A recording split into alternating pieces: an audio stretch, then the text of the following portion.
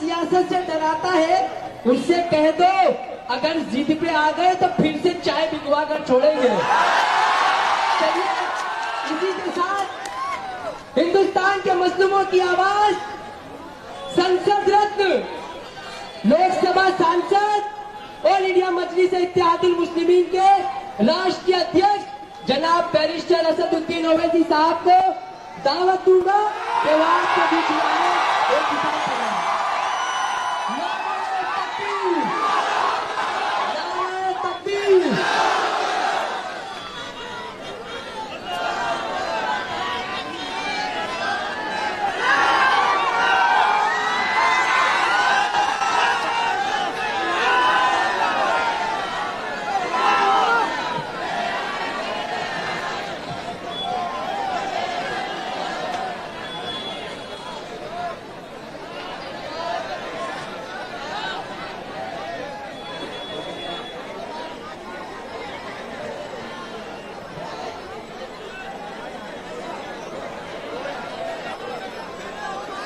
बिस्मिल्लाहिर्रहमानिर्रहीम।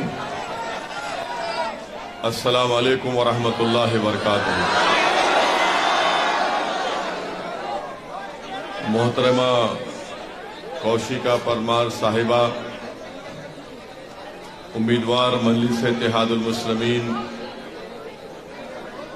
जनाब साबिर काबलीवाला साहब, अध्यक्ष व सदर कुल हिंद मजलिस इत्तेहादुल मुस्लिमीन गुजरात, मोहतरम जनाब वारिस पठान साहब, साबिक़ा रुकन असम्बली मुंबई, डाइस पर मंच पर बैठे हुए तमाम मोअज़्ज़िज़ उलमाए किराम, मशाइख़ीन उज़्ज़ाम, मेरे बावक़ार मजलिस के रुफ़क़ा, बुज़ुर्गान मिल्लत, मेरी इज़्ज़तदार माँ और बहनों और मेरे गयूर नौजवान साथियों, मेरे अजीज दोस्तों और बुजुर्गों, आप जानते हैं कि इस असेंबली हल्के से मजलिस ने मोहतरमा कौशिका परमार साहबा को यहां से अपना उम्मीदवार कैंडिडेट बनाया और वो तबीयत की नासाजी के बावजूद भी वो आज हमारे दरमियान में मौजूद है और अल्हम्दुलिल्लाह उनकी तबीयत में बेहतरी पैदा हो रही है। मेरे अजीज दोस्तों और बुजुर्गों, मेरी इज़्ज़तदार माँ और बहनों, पिछले 10 साल से इस असेंबली हल्के में, कॉन्स्टिट्यूंसी में कांग्रेस के उम्मीदवार को आपने कामयाब किया। 2012 से वो जीत कर आए, फिर 17 में दोबारा आपने उनको कामयाब किया। 10 साल में दानी लिमड़ा विधानसभा में कोई डेवलपमेंट का काम नहीं हुआ, कोई विकास का काम नहीं हुआ। और आप जानते हैं कि आपकी इस असेंबली हल्के में एक पिराना एक जगह है जहां पर पूरे अहमदाबाद का कचरा लाकर डाल दिया जाता है और अब वो कचरा इतना बड़ा हो गया कि 75 फीट का एक पहाड़ के तौर पर बन गया है। पूरे अहमदाबाद का कचरा वहां पर लाकर डाल दिया जाता है, कचरे को जलाया जाता है और उस कचरे की बदबू की वजह से, उसकी बास की वजह से हमारे नौजवान बच्चों की, हमारी माँ और बहनों के, उनके फेफड़े खराब हो जाते हैं, लंग्स खराब हो जाते हैं। जो 10 साल से यहां पर आपका वोट लेकर कामयाब होता रहा और 27 साल से भाजपा की सरकार है, इन दोनों ने दानी लिमड़ा आवाम की भलाई के लिए जिस जगह पर लाकर कचरे को डाला जाता है उसको खत्म नहीं कर पाए, तो कैसे भाजपा और कांग्रेस आपसे वोट का मुतालबा कर सकती है। भाजपा की सरकार ने कहा कि यहां पर जिस जगह पर कचरे के पहाड़ हैं, अब तो 3 पहाड़ हो चुके हैं। और वो 3 पहाड़ क्या है? एक कांग्रेस के नाम से है, एक भाजपा के नाम से और एक दिल्ली के मुख्यमंत्री छोटे रिचार्ज के नाम से तीनों पहाड़ हैं। तो भाजपा ने कहा कि हम उस कचरे के पहाड़ों को साफ करके वहां पर एक ऑक्सीजन का पार्क बनाएंगे। भाजपा वालों, आप भी नरेंद्र मोदी की तरह फेंकने में उनसे आगे बढ़ रहे हैं। ऑक्सीजन पार्क, जब आपने कचरे को खत्म नहीं किया, आप अंदाजा लगाइए कि वो 75 फीट के जो 3 पहाड़ कचरों के हैं, 60 लाख मीट्रिक टन कचरा वहां पर है और रोज वहां पर कितना कचरा लाके डाला जाता है? वहां पर रोज वहां पर 4000 मीट्रिक टन कचरा लाके डालते हैं। जो कांग्रेस का एमएलए और भाजपा की सरकार इस विधानसभा के इस असेंबली हलके की आवाम को कचरे की तरह देखती है, तो मेरी आपसे अपील है कि आप उनको वोट मत दीजिए। आप एक मर्तबा हमारी बहन कौशिका परमार को पतंग के निशान पर बटन दबाकर कामयाब करिए। मैं आपसे वादा कर रहा हूं कि इंशाअल्लाह ताला जब हमारी बहन कामयाब होगी दानी लिमडा से, तो वो खुद यहां पर कचरे डालने के काम को रोकेगी, इस कचरे के खत्म कराएगी यहां पर, और आपको एक राहत की सांस मिलेगी। ये जो भाजपा वाले आज आकर कह रहे हैं दानी लिमडा की जनता से कि हम ऐसा कर देंगे, इनका मजाक ऐसा है कि जैसा कि नरेंद्र मोदी ने कहा था कि मैं गोबर्धन प्लांट बना दूंगा। मेरे भाई, गोबर्धन प्लांट ना मोदी साहब बनाए, ना कांग्रेस ने कुछ किया। बारिश होती है तो आपकी गाड़ियों में, आपकी मोटरसाइकिल में, घरों में पानी घुस जाता है। आपके पास पीने का साफ पानी दस्तयाब नहीं है।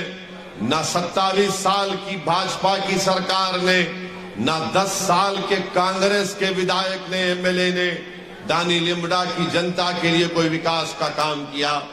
और फिर अब दिल्ली का छोटा रिचार्ज आकर कहता है कि मैं ऐसा कर दूंगा, मैं वैसा कर दूंगा।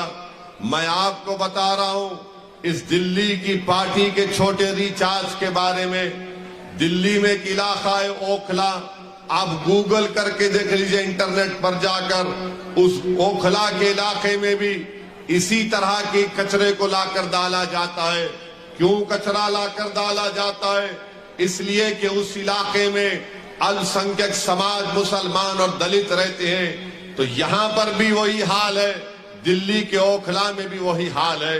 और आप याद रखिए, ये जो छोटा रिचार्ज की पार्टी है, ये बड़ी दावे और झूठ बोलने में माहिर है कि हम ये गारंटी कार्ड। मेरे अजीज दोस्तों और बुजुर्गों, जब कोविड चल रहा था तो कोविड के दौरान दिल्ली में, पूरे देश में सबसे पहले अगर किसी ने तबलीगी जमात पर झूठा इल्जाम लगाया तो यही छोटा रिचार्ज की पार्टी थी जिसने तबलीगी जमात को सुपर स्प्रेडर का झूठा नाम दिया।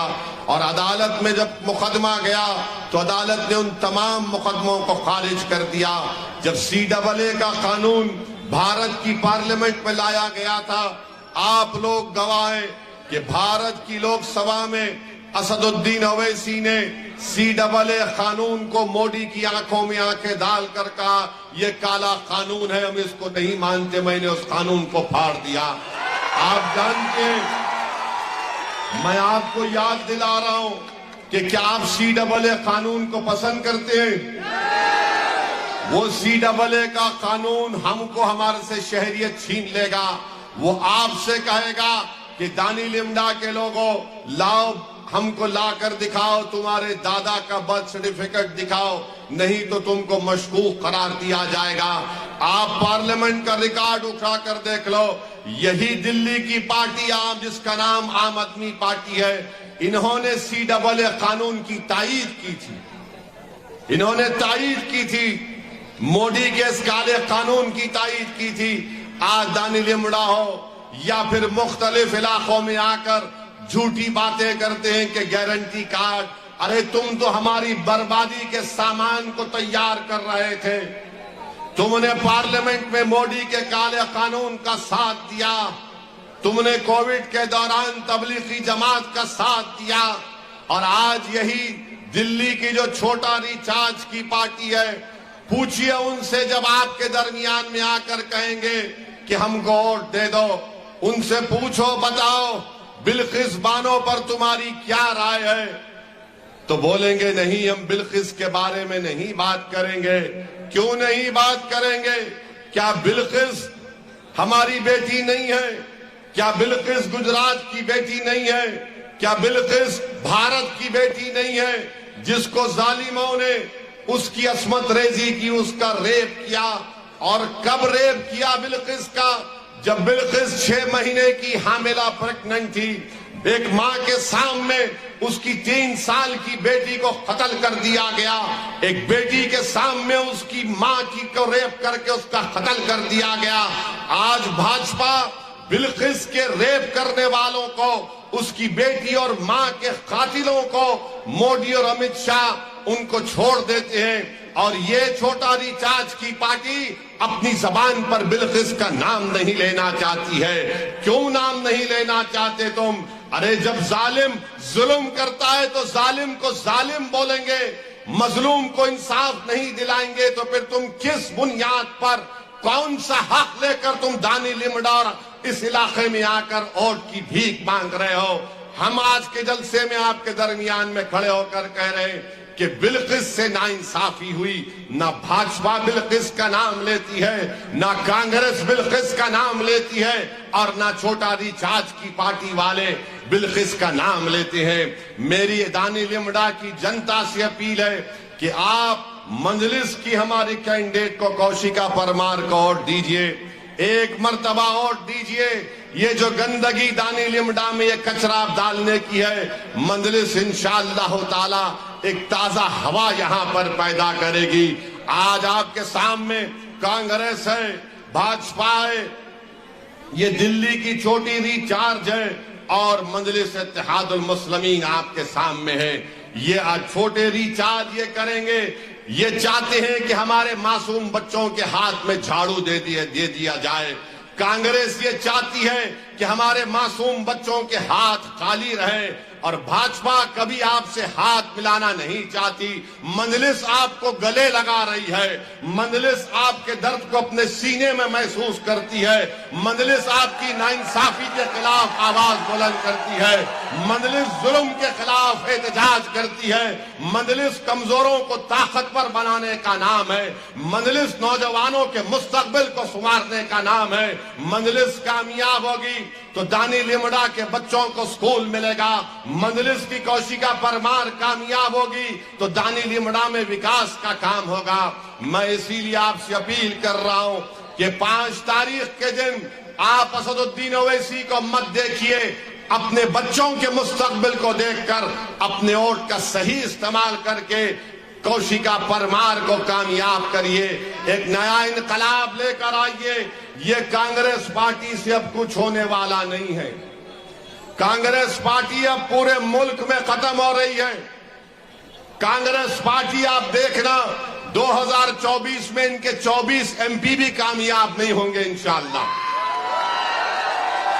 और लोग बोलते हैं कि कैसे होगा, आप देखना आप कांग्रेस पार्टी में अगर कोई आदमी कमजोर होता है तो डॉक्टर के पास लेकर जाते या हकीम के पास लेकर जाते।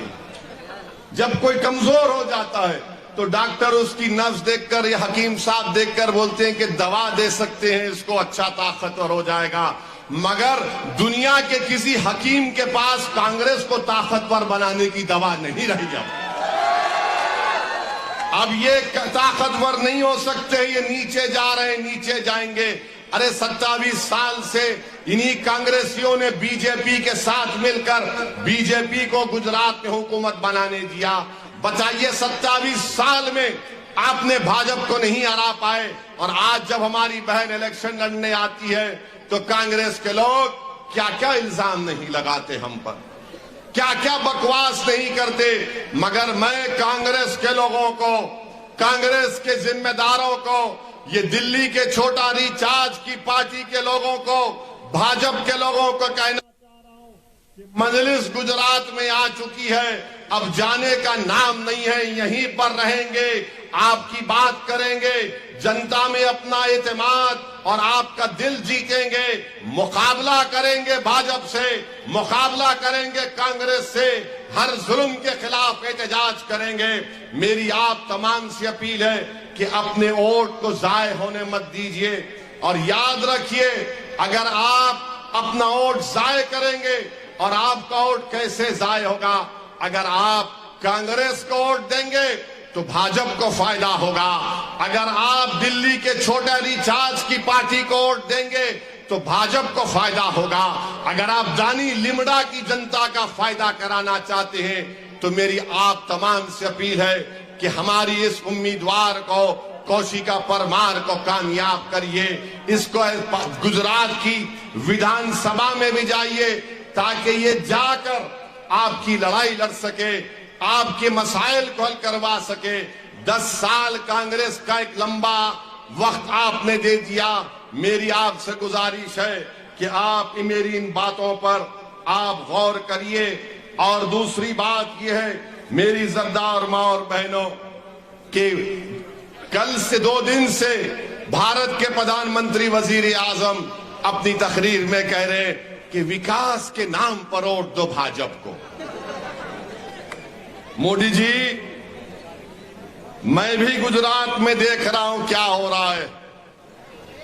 तो मुझे किसी ने, एक नौजवान, मैं जिस होटल में ठहरा हूं, एक नौजवान मुझसे मिला और मैंने उससे पूछा, बेटा तेरा क्या हाल है?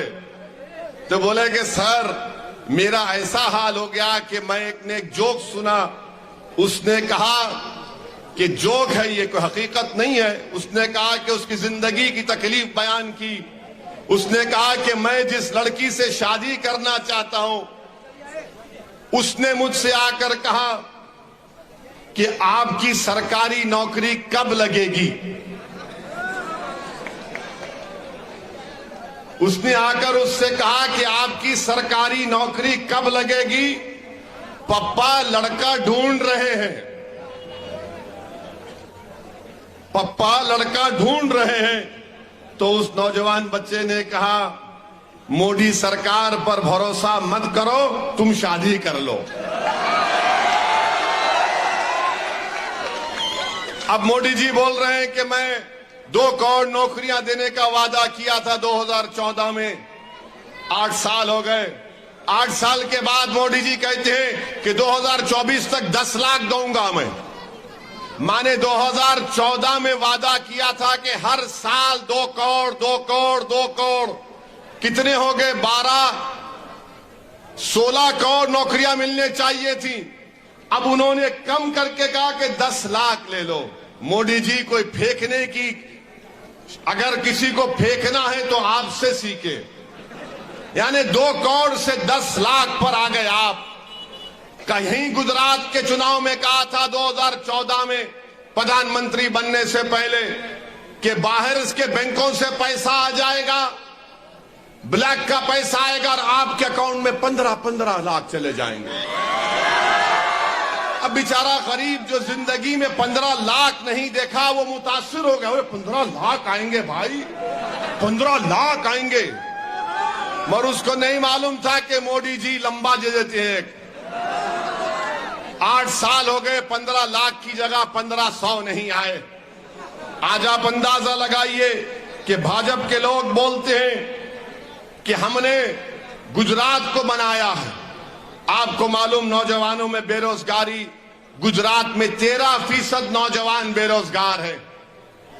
नरेंद्र मोदी कहते हैं विकास के नाम पर वोट दो, तो बताओ देश के प्रधानमंत्री, क्या यह बात सच नहीं है कि गुजरात में जो मासूम बच्चे जब पैदा होते हैं अपनी मां की कोख में 9 महीने 8 महीने रहने के बाद, तो 39% बच्चे जो है वो स्टंटेड पैदा होते हैं, जिनको हिंदी में बोलते अवारुद। 39%।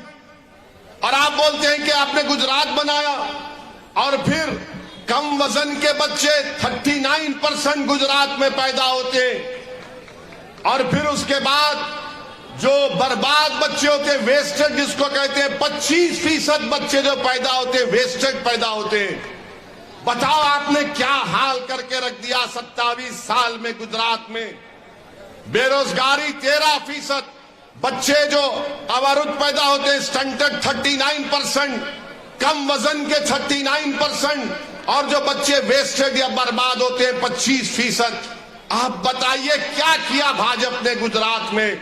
और मैं चैलेंज के साथ कह रहा हूं कि नरेंद्र मोदी क्या कहते हैं। आपने सुना होगा भारत के प्रधानमंत्री कि मेरे पास ड्रोन है। ड्रोन मालूम क्या होता आपको? एक ऐसा उड़ता, उस पर कैमरा ऊपर से देखता है। ड्रोन मालूम ना? तो एक बीजेपी के मिनिस्टर ने उनसे कहा कि प्रधानमंत्री जी ऐसा काम हम कर रहे हैं। तो मीडिया ने कहा कि भारत के प्रधानमंत्री ने कहा कि मेरे पास ड्रोन है, मैं ड्रोन भिजाकर देख लेता हूं। मोदी जी आपका ड्रोन बेकार है। अगर ड्रोन है तो भिजाओ दानी लीमड़ा में वो कचरे के जो पहाड़ है, नहीं दिख रहे आपको ड्रोन के जरिए? अगर आपका ड्रोन है तो भिजाओ दानी लीमड़ा में, यहां पर पीने का पानी नहीं है, यहां पर रोड छोड़िए, रोड ही नहीं है यहां पर। कहेगा ड्रोन। अगर ड्रोन है मोदी जी तो जमालपुर की 723 फैक्ट्रियां बंद पड़ी हुई है, कहां गया आपका ड्रोन? कोई ड्रोन वोन नहीं है। लंबा छोड़ दो, एक डाल दो बाउंसर, किसको क्या बोलना है बोल दो। आप बताइए, देश के प्रधानमंत्री ने कहा मैं नहीं कह रहा हूं मेरे पास ड्रोन है, मैं ड्रोन को भिजाता हूं, दानी लिमड़ा में देखकर आ गया और कोई कचरा नहीं है, कोई तकलीफ नहीं है।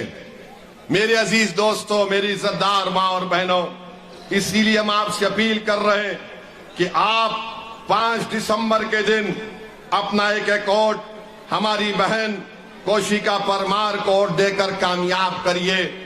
27 साल का एक लंबा अरसा होता है। 10 साल एक सियासतदान की जिंदगी में लंबा अरसा होता है। मैं भी एमपी हूं हैदराबाद का, हमारे कॉरपोरेटर भी आए हैं, आप पूछना उनसे। मैंने आज से 1-2 महीने पहले अपने क्षेत्र में 102 करोड़ का खाली एक फ्लाईओवर ब्रिज मैं बनाया हूं। 102 करोड़ का खाली फ्लाईओवर ब्रिज बनाया हूं। मेरे क्षेत्र में कारवान असेंबली हलका है, खाली एक असेंबली हलके में मैंने 290 करोड़ का ड्रेनेज का काम चल रहा है। 290 करोड़ का। आप बताइए काम क्यों नहीं हो सकता यहां पर? यहां पर 10 साल से कांग्रेस का एमएलए है, क्या क्या बातें करता है, बड़े बड़े बातें डायलॉग मारने में माहिर है। मैं फुला ऐसा हूं, मैं फुला ऐसा हूं। अरे तू कचरा नहीं हटा सका, रोड नहीं बना सका, स्कूल नहीं बना सका, पानी नहीं पिला सका, मगर तू बोलता है ये काम को बड़े बड़ी बातें। फिर 10 साल में आपने क्या किया? कुछ नहीं किया। तो मेरे अजीज दोस्तों, मेरी इज्जतदार मां और बहनों, हम आपसे अपील करने आए हैं कि आप अपना एक वोट मजलिस के हक में इस्तेमाल करें। और ये भाजपा वाले बोलते हैं ना कि गुजरात में विकास हुआ। आपको मालूम गुजरात में कितने सिटी स्कैन की मशीन है? पूरे गुजरात में खाली 16 सिटी स्कैन की मशीन है और 5 MRI है। मोदी जी, ये क्यों विकास का आप झूठा वादा करते हैं? पूरे गुजरात में अगर गरीब गवर्नमेंट के अस्पताल में जाता है तो सबसे ज्यादा जेब से उसके पैसे खर्चा होते पूरे देश में गुजरात के गवर्नमेंट हॉस्पिटल में चले गए। तो मेरी आपसे अपील है कि आप इन बातों पर गौर करिए और अपना वोट का सही इस्तेमाल करिए। लोग आएंगे, आपसे बड़े बड़े वादे करके चले जाएंगे, मगर जो लोग चुनाव से पहले आकर आपको हथेली में जन्नत दिखाते हैं, वही लोग चुनाव के बाद जनता को धोखा देते हैं। मैं मानता हूं इस बात को कि ये आपके मसाइल हैं। मैं ये नहीं कह रहा हूं कि मेरे पास कोई जादू की छड़ी है और मैं ऐसा छड़ी मारने से सब चीज अच्छी हो जाएगी, मगर मैं आपसे वादा कर रहा हूं कि मेरे पास जज्बा है, मेरी कैंडिडेट के पास एक मर मिटने का जज्बा है। हम काम करना चाहते हैं। मजलिस की शनाख्त उसका काम है। मजलिस की शनाख्त उसका अवाम पर मन मिटना है। मजलिस की शनाख्त अवाम के लिए कुर्बानी देना है। मजलिस का काम उसका पहचान है। तो मेरी आपसे तमाम से अपील है कि खास तौर से हमारी इज्जतदार माँ और बहनों से कि अपने वोट को जाय होने मत दीजिए। मैं नौजवानों से अपील कर रहा हूं कि आप 5 दिसंबर के दिन सुबह के अवलीन वक्तों में अपने घर से निकलिए, अपने वोट का इस्तेमाल करिए, अपने माँ बाप को लेकर जाइए और 5 दिसंबर के दिन इन आसमानों में दलील इम्दा के सिवाय पतंग के कोई चीज नजर नहीं आना चाहिए। मैं हमारे दानी लिमड़ा के हमारे दलित भाइयों से भी कहना चाह रहा हूं, पूछो ये कांग्रेस के कैंडिडेट से कि क्या वो ईडब्ल्यूएस रिजर्वेशन का हामी है। पूछो ये आम आदमी पार्टी से कि ईडब्ल्यूएस रिजर्वेशन की तायीद करते हैं नहीं करते हैं। ईडब्ल्यूएस रिजर्वेशन याद रखो मेरे दलित भाइयों, मेरे आदिवासी भाइयों, और जो अंबेडकर से मोहब्बत करते हैं, जो भारत के संविधान से मोहब्बत करते हैं, ये ईडब्ल्यूएस रिजर्वेशन मुस्तकबिल में तमाम दलित और आदिवासी ओबीसी रिजर्वेशन को खत्म करके रख देगा। इसकी तायीद कांग्रेस पार्टी कर रही है, भाजपा कर रही है, ये दिल्ली की छोटा रिचार्ज की पार्टी कर रही है। तो मेरी आपसे अपील है कि आप मुत्तहिदा तौर पर एक होकर अपने वोट का इस्तेमाल करिए और मजलिस इत्तेहादुल मुस्लिमीन को कामयाब करिए। डरने और घबराने की जरूरत नहीं है। मैं आपसे वादा कर रहा हूं कि मैं पहली मर्तबा यहां पर नहीं आया हूं गुजरात को। जब 2002 के फसादात चल रहे थे तो मैं हैदराबाद से 50 लाख की दवाओं के साथ 20 डॉक्टरों को लेकर आया था। शालम की दरगाह में हम लोग रुकते थे, वहां पर हमने कैंप चलाया, वटवा में चलाया, जूहापुरा में चलाया। शायद इस इलाके में आए थे या नहीं आए थे मुझे नहीं मालूम, मगर हम गुजरात को आए हैं। मैं आपको वादा कर रहा हूं कि मैं सिर्फ चुनाव के तक गुजरात को नहीं आया हूं। अल्लाह जब तक मुझे जिंदा रखेगा मैं आता रहूंगा। मेरी सियासी जिंदगी आवाम के दरमियान में रही है और जब मैं इस दुनिया से जाऊंगा कब्रिस्तान को, किसी कब्रिस्तान को मुझे नहीं मालूम, मैं तुम्हारे ही खंधों पर जाऊंगा। मगर जब तक अल्लाह जिंदा रखेगा मैं आपको इत्मीनान दिला रहा हूं कि जुल्म को मैं बर्दाश्त नहीं करता, जालिम से हाथ नहीं मिलाता। मैं किसी ताकतवर के आगे सर नहीं झुकाता। मैं आवाम का था, मैं आवाम का ही रहूंगा।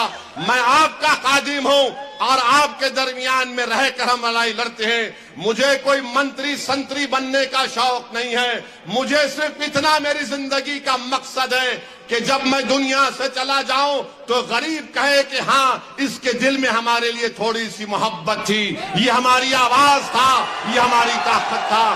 तो नौजवानों, बुजुर्गों, मेरी इज्जतदार माँ और बहनों, मुत्तहिदा तौर पर 5 तारीख के दिन आप अपने घर से निकलकर पतंग के निशान पर बटन दबाइए। और नौजवानों, 5 तारीख को आपको क्या करना है, ये पतंग की डोर पकड़ के एक साथ सबको यही काम आपको करना है। और हमारी बहन के लिए दुआ करिए कि अल्लाह इनको कामयाब भी करे, अल्लाह इनको सेहत दे। अस्सलाम वालेकुम व रहमतुल्लाहि व बरकातहू।